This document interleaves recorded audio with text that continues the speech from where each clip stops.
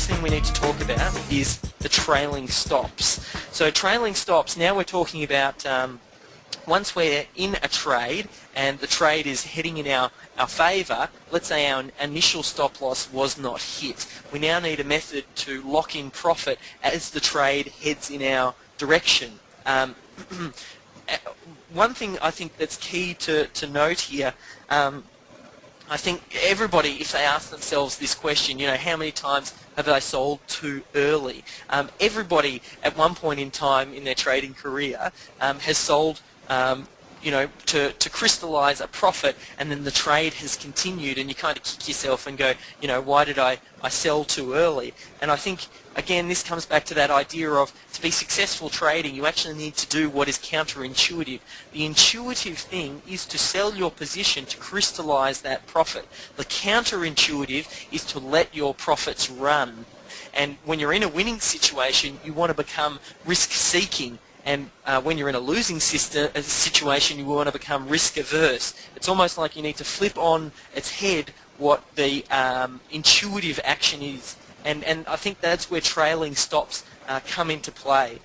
I think having a look at this little chart here, I want you to understand, and the key point I wanted to get across here is, at least for me personally, I know there is a time and a place for setting profit targets, and if you're trading very short-term trading systems, you might look at setting profit targets depending on the time frame that you're looking to trade. But the fundamentals of good trading and on longer-term trading, you really do want to let your profits run. We've all heard it before. So how do you let your profits run? You use trailing stop losses, and it enables you to lock in profit as the share price moves up.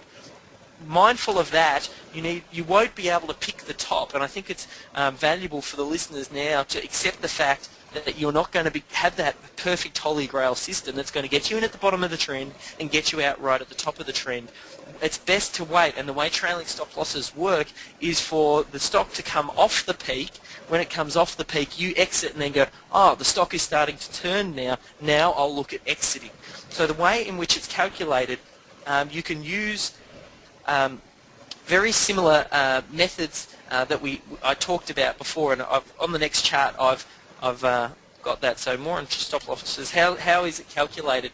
What you need to look for is the highest price since entry. So when we look at calculating our initial stop, we go for our entry point, and then we subtract whatever our stop loss or our initial stop is from the entry point, that stop size. When we're talking about trailing stop losses, it's calculated from the highest price since entry. So as the trade progresses, you go, okay, well, what is the price at the highest price since I entered in? And I've got an example that I can show in a moment. But what is the highest price since I entered? And then you can most people, what they'll do is they'll apply the same calculation method, be it a percentage or an ATR or technical.